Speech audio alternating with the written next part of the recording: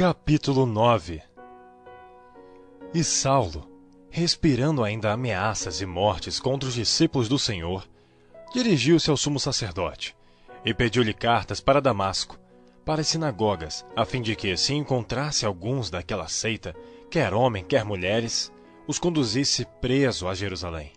E indo no caminho, aconteceu que, chegando perto de Damasco, subitamente o cercou um resplendor de luz do céu, e caindo em terra, ouviu uma voz que lhe dizia: Saulo, Saulo, por que me persegues? E ele disse: Quem és, Senhor?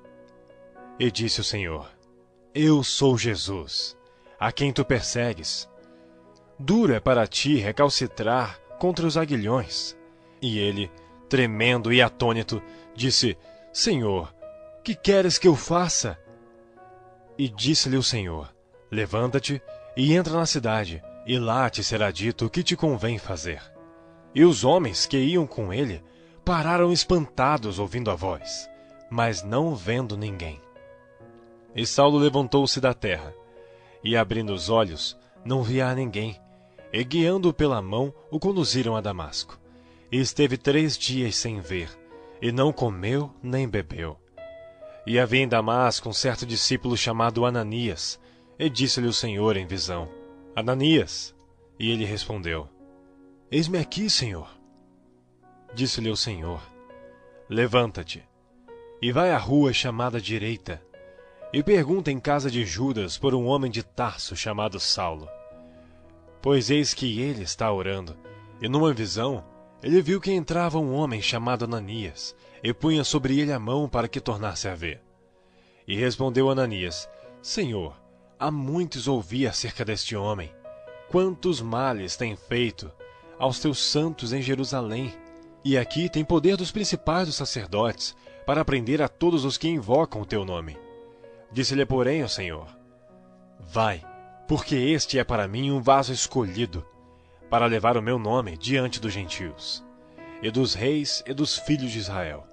E eu lhe mostrarei quanto deve padecer pelo meu nome. E Ananias foi, e entrou na casa, e impondo-lhe as mãos, disse: Irmão Saulo, o Senhor Jesus, que te apareceu no caminho por onde vinhas, me enviou, para que tornes a ver e sejas cheio do Espírito Santo. E logo lhe caíram dos olhos, como que umas escamas, e recuperou a vista. E levantando-se, foi batizado. E tendo comido, ficou confortado. E esteve Saulo alguns dias com os discípulos que estavam em Damasco, e logo nas sinagogas pregava a Cristo, que este é o Filho de Deus. E todos os que ouviam estavam atônitos e diziam: Não é este o que em Jerusalém perseguia os que invocavam este nome? E para isso veio aqui, para os levar presos aos principais dos sacerdotes. Saulo, porém, se esforçava muito mais, e confundia os judeus que habitavam em Damasco, provando que aquele era o Cristo. E tendo passado muitos dias, os judeus tomaram conselho entre si para o matar.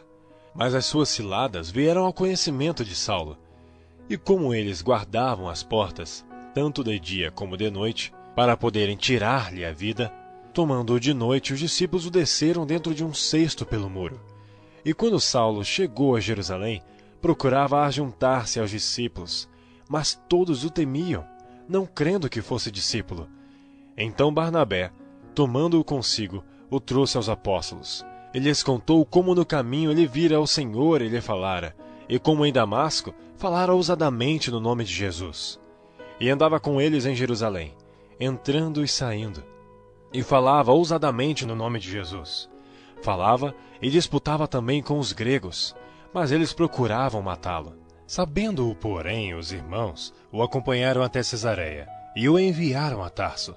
Assim, pois, as igrejas em toda a Judéia, e Galiléia, e Samaria tinham paz, e eram edificadas, e se multiplicavam, andando no temor do Senhor e consolação do Espírito Santo. E aconteceu que, passando Pedro por toda a parte, veio também aos santos que habitavam em Lida, e achou ali certo homem chamado Enéas, jazendo numa cama havia 8 anos, o qual era paralítico. E disse-lhe Pedro: Enéas, Jesus Cristo te dá saúde. Levanta-te e faze a tua cama. E logo se levantou. E viram-no todos os que habitavam em Lida e Sarona, os quais se converteram ao Senhor. E havia em Jope uma discípula chamada Tabita, que traduzido se diz Dorcas. Esta estava cheia de boas obras e esmolas que fazia. E aconteceu naqueles dias que, enfermando ela, morreu, e tendo-a lavado, a depositaram num quarto alto. E como Lida era perto de Jope, ouvindo os discípulos que Pedro estava ali, lhe mandaram 2 homens, rogando-lhe que não se demorasse em vir ter com eles. E levantando-se Pedro, foi com eles. E quando chegou, o levaram ao quarto alto, e todas as viúvas o rodearam, chorando e mostrando as túnicas e roupas que Dorcas fizera quando estava com elas. Mas Pedro, fazendo sair a todos, pôs-se de joelho e orou. E voltando-se para o corpo, disse: Tabita, levanta-te. E ela abriu os olhos, e vendo a Pedro, assentou-se. E ele, dando-lhe a mão, a levantou e, chamando os santos e as viúvas, apresentou-lhe a viva. E foi isto notório por toda Jope. E muitos creram no Senhor, e ficou muitos dias em Jope, com um certo Simão curtidor.